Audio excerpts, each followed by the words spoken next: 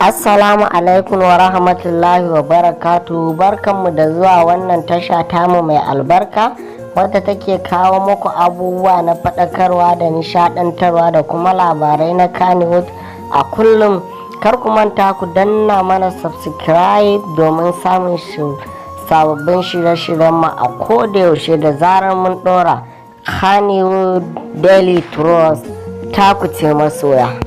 Gaskiyar bayani dangane da shirin nan na labari na wato shirin nan mai farin jini wanda Arewa 24 take haskawa, wanda ya sami aiki daga wajen fitaccen daraktan nan Malam Aminu Saira. Shi dai wannan shiri ne mai dogon zango wanda kwanakin baya an tafi hutu sakamakon wasu ayyuka da aka tsaya don a tsara muku domin faranta muku to yau ƙarshen tik ta zo. Idan yanzu ne farkon ziyarar wannan tasha tamu, ku danna mana subscribe kana ku danna alamar ƙararrawar sanarwa da za a rinka sanar da ku da zarar mun ɗora sabon bidiyo.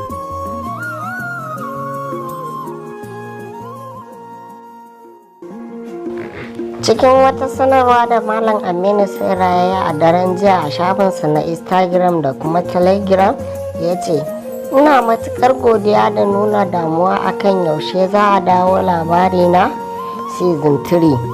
To dai yau nesa ta zo kusa.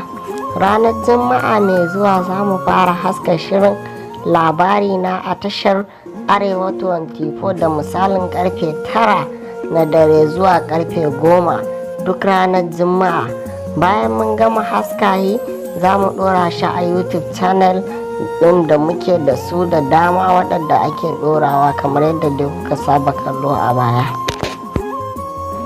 Sannan ya ƙara da cewa ina matuƙar godiya ga Allah subhanahu wa ta'ala da ya bani dubban masoya, domin da ba ku da ban kai wannan matakin da nake ciki ba. Allah ya saka muku da alkhairi, in ba ku babu Saira. Masoya ku ne jigo na matakalata daga Saira.